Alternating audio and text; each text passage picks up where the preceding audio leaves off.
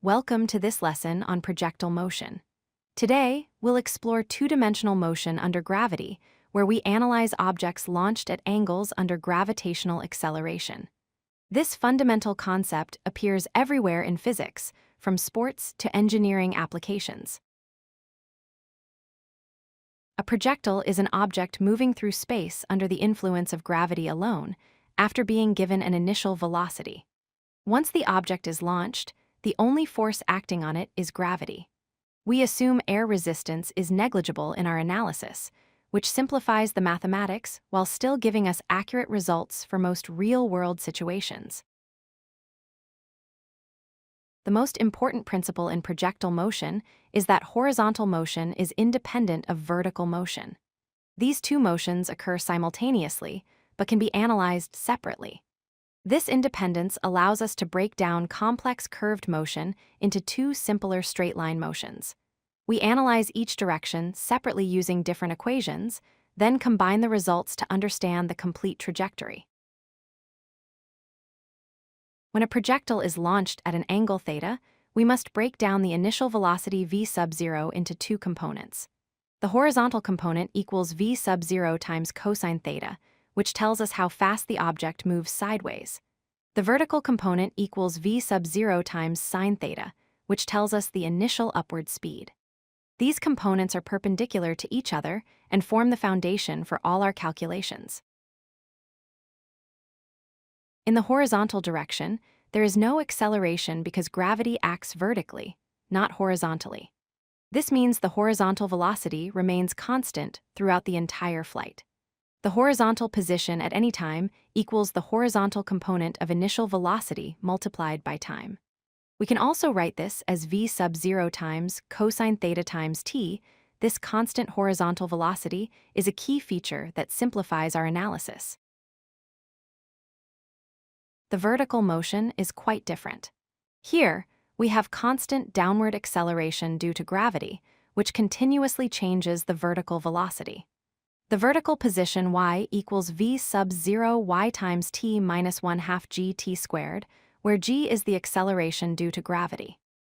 The vertical velocity at any time is given by v sub y equals v sub 0 y minus gt. Notice how the vertical velocity decreases as the projectile rises, becomes 0 at the peak, then increases as it falls.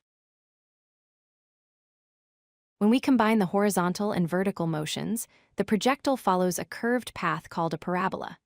The trajectory is symmetric, meaning the path going up mirrors the path coming down.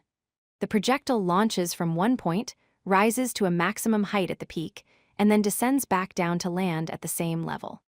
This parabolic shape is a natural consequence of constant horizontal velocity combined with constant vertical acceleration. Time of flight represents the total time the projectile remains in the air from launch to landing. The formula is t equals 2 v sub 0 sine theta divided by g. Notice that time of flight depends only on the initial vertical velocity component and gravity. A larger launch angle or higher initial speed increases the time of flight. The factor of 2 appears because the projectile takes equal time to rise and fall.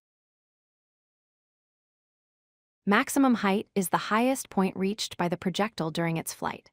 The formula is h equals v sub 0 squared sine squared theta divided by 2g at the peak of the trajectory.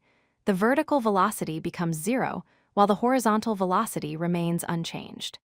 The maximum height depends on the square of the initial speed and the square of sine theta, so steeper launch angles produce greater heights. Range is the horizontal distance traveled when the projectile returns to its launch height. The formula is r equals v sub 0 squared sine 2 theta divided by g. An important result is that maximum range occurs at a launch angle of 45 degrees.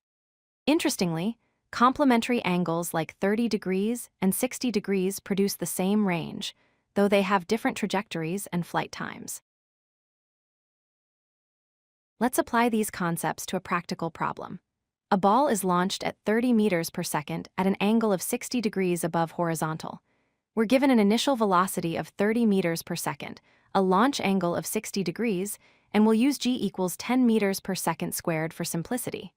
Our task is to find the maximum height, time of flight, and range. These are the three most common quantities we calculate in projectile motion problems.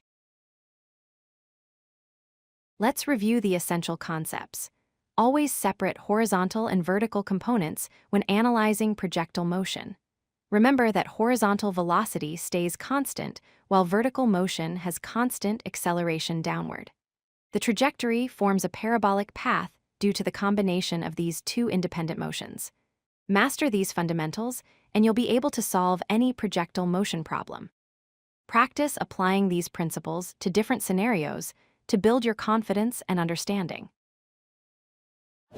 If you like this video, hit that like button and don't forget to subscribe. Visit codelucky.com for more such useful content.